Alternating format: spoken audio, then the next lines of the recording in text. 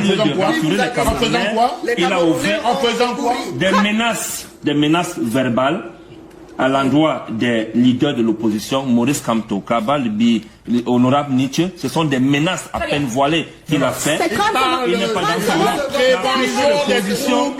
prise de position sur l'élimination de certains candidats à la fonction présidentielle. C'est un scandale qu'il faut condamner. Je voulais rendre hommage Il faut condamner ça.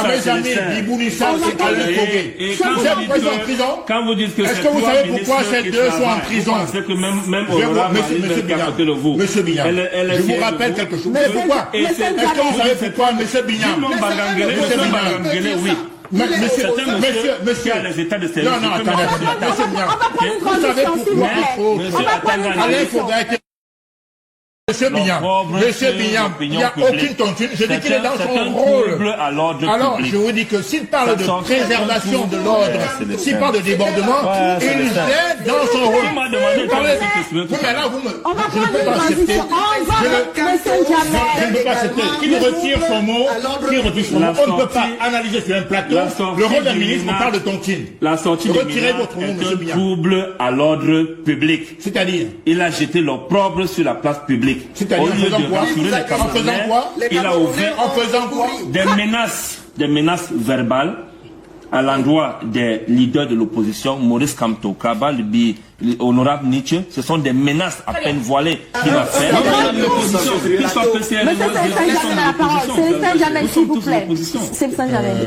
Je suis sur ce plateau, et même en dehors de ce plateau, l'un des rares hommes politiques qui serait le plus indiqué à vilipender le MINAT actuel. Puisque j'ai échappé en 2019 à une tentative d'assassinat quand il est au pouvoir. Mais je ne suis pas certain que c'est lui qui a ordonné à ce commissaire qui m'a tiré dessus de m'assassiner. Je suis pas sûr. Et je pense que quand on veut régler les affaires du Cameroun, il faut le faire avec une certaine froideur objective et laisser de côté les détails. Vous n'allez pas voir un nomade et son chameau. Au lieu de discuter de la capacité du chameau à transporter les bagages, vous parlez de sa bosse. Non. Allons à l'essentiel. Qu'est-ce que le MINAT a dit sur le fond? Il parle de débordement, de désordre et de trouble. En ce sens, il joue le rôle de MINAT. Maintenant, nounou ou pas nounou, etc., l'accord de chez Fokou, pour moi, vraiment, c'est totalement, s'il vous plaît, pour moi, les nounous, l'accord de chez Fokou, c'est vraiment anecdotique. Non, ce n'est pas anecdotique. Sur le fond, quand il parle de rappel à l'ordre pendant les campagnes présidentielles ou municipales, est-ce qu'il en a le droit ou pas? C'est la question qu'on doit se poser. Moi, je réponds oui. Rappel à l'ordre, est-ce qu'il y a trouble à l'ordre public? Non, il rappelle. C'est une réunion.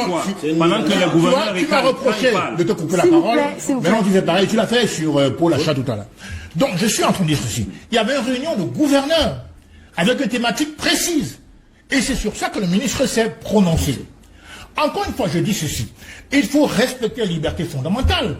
Kabalibi a le droit d'attendre une décision de justice.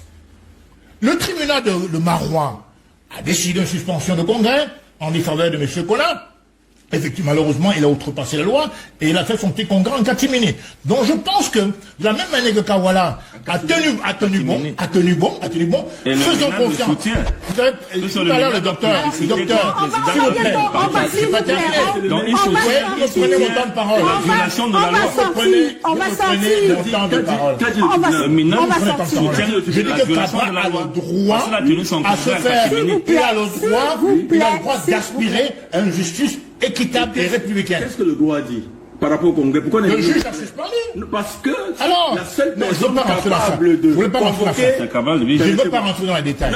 Je dis que Kabal est un homme de valeur, il a le droit à ses libertés. On ne parle pas d'homme de valeur. Pourquoi la parole? Je vous en prie. La loi, c'est ce que je suis en train de dire. Oui. Je vous en prie. Mais la justice, voilà, vous l'avez rappelé tout à l'heure, a gagné. Monsieur Saint-Germain, sortons du sujet. Je suis en train de sortir. La question que je vous posais, est-ce que cette sortie du ministre, comme l'a analysé certains militants de l'opposition, est-ce qu'elle est de nature à à donner des signaux positifs pour les élections qui arrivent? Est-ce qu'on n'est pas dans un contexte de menace? Est-ce que pour vous, vous avez dit il est dans son rôle, est-ce que pour vous c'est une sortie qui va pas influencer côté menace, côté sérénité de processus qui arrive? Dans ce gouvernement, il y a 3 ministres qui travaillent. Il y a le ministre de la Défense, M. Betty Assongo. C'est un département qui est quasiment irréprochable. Il y a M. Bangangele, qui est associé commande du gouvernement, qui fait du bon travail. Il y a M. Atangadi. Je suis désolé. Si le gouvernement pouvait travailler comme ces 3 éléments-là, ces 3 ministres, je pense que ce serait mieux. Je vais dire, non, je termine alors. Je vais répondre à votre question parce que là, ils m'ont pris mon temps de parole. Je termine en disant ceci. Vous savez, le décret de prorogation des élus, c'est d'abord le président qui le signe, ce n'est pas le ministre qui le signe. Et donc je répète par rapport à cela, que quand la thématique est basée sur la prévenance de l'ordre public, il est absolument dans son rôle. Les gens sont dans l'opposition manichéiste, et ce n'est pas normal. La sortie doit plutôt rassurer. Cette sortie est rassure pour l'avenir. Alors, pendant 34 ans, pendant 33 ans, on a dit, qu'est-ce qu'on a dit? On a dit, bien Moscou, ça n'a pas fonctionné depuis 34 ans, ça ne fonctionne pas. Il faut donc avoir une reposition responsable, pas manichéenne, ça ne donne rien du tout. Et donc, il faut attaquer le ministre sur des vrais sujets. Et je pense que si Cabral persiste, il pourra gagner son procès. 30 secondes, vraiment, Monsieur Bignam, 30 secondes et 30 secondes également, et puis on passe au deuxième sujet. Je dirais c'est le 5 que la sortie du minage ne rassure pas, au contraire. Non, je suis désolé. Je suis désolé, n'acceptez pas. Monsieur Bignam, il n'y a aucune tontine. Je dis qu'il est dans son rôle. Alors, je vous dis que s'il parle de préservation de l'ordre, s'il parle de débordement, il est dans son rôle. On va prendre une transition. Je ne peux pas accepter. Qu'il retire son mot.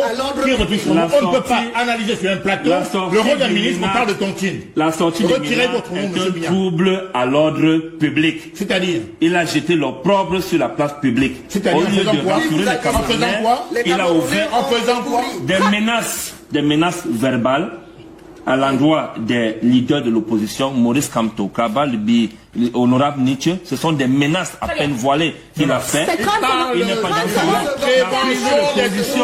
la prise de position sur l'élimination de certains candidats à la fonction présidentielle. C'est un scandale qu'il faut condamner.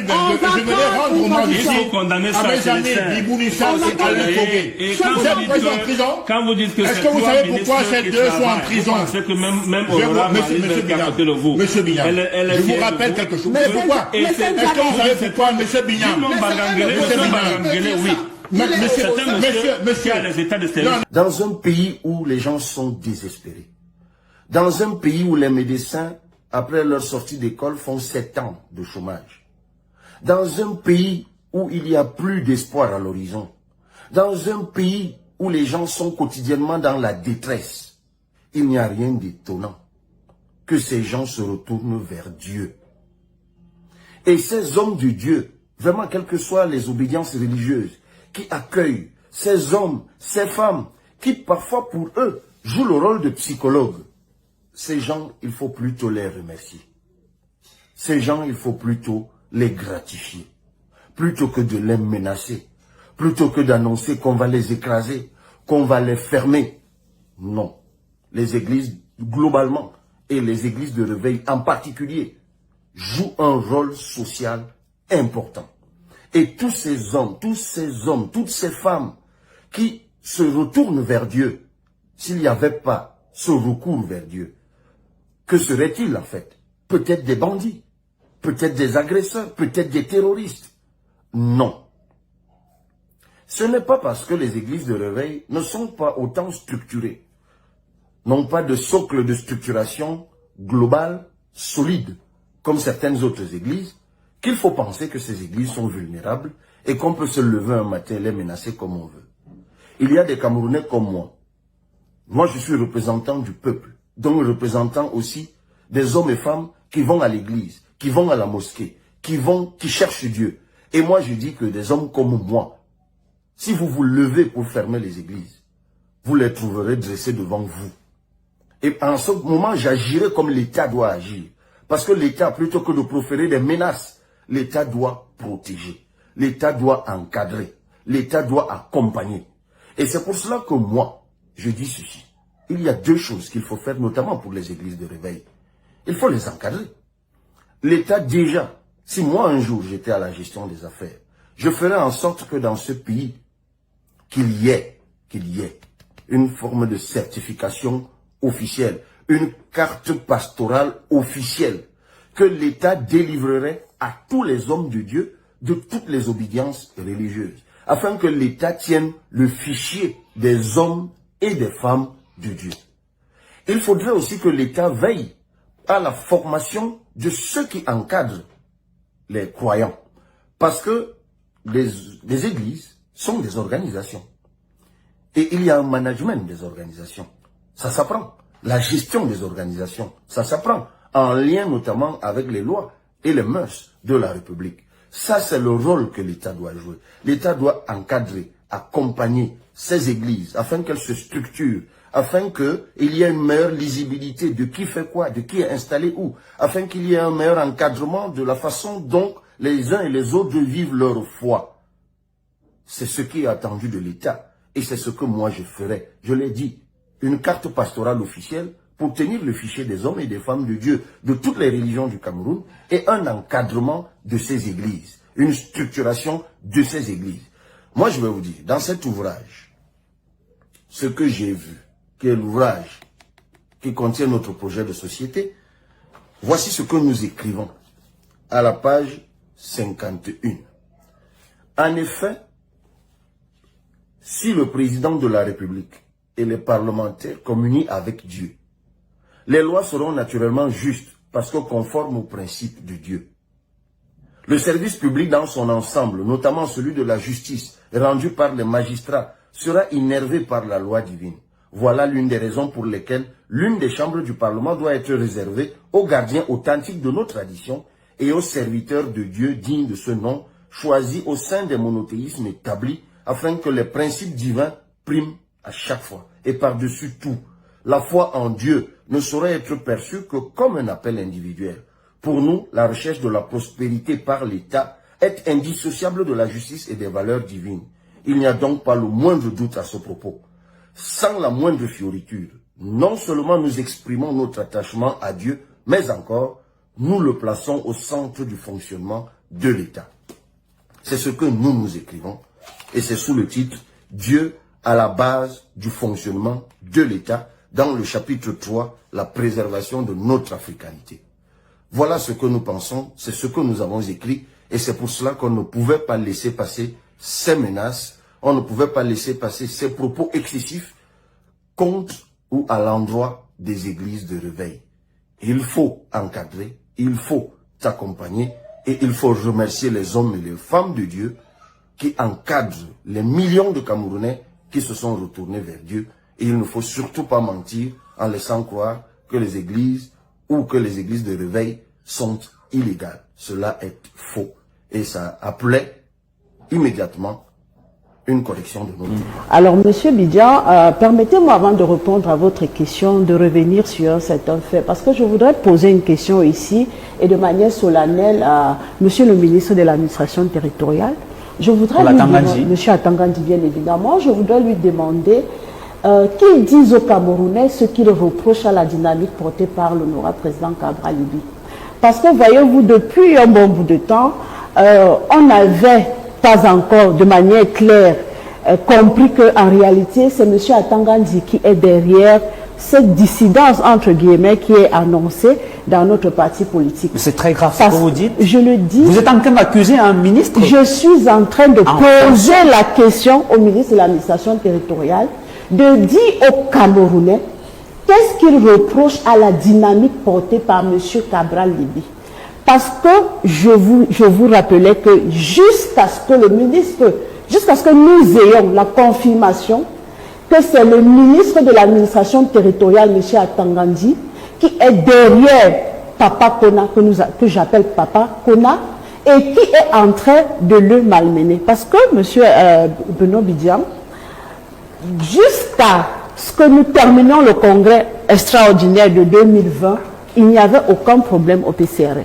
Nous avons tenu ce congrès et je crois que les différentes vidéos ou bien les différentes informations que nous avons mises sur les plateformes, vous avez écouté ce papa pendant le congrès, le discours qu'il a tenu. Aujourd'hui, vous me rappelez qu'il était à Kribi rencontrer le sous-préfet, le préfet, pour insister que le congrès ne soit pas tenu.